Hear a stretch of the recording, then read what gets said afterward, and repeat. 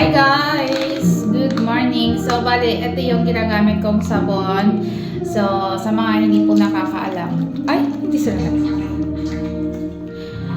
First time ko pala gagamit itong sabon. Ito yung Dermo Body Soap. Ito yung sabon nila. So, pinapapula ko lang. So, mamay papakita ko sa inyo yung packaging nito.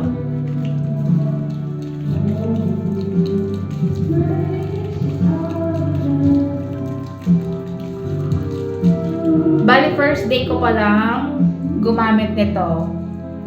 Then, naghinto ako sa pag-rejuve kasi yung rejuve natin, hindi naman talaga gawing natin maintenance na gagamitin natin araw-araw.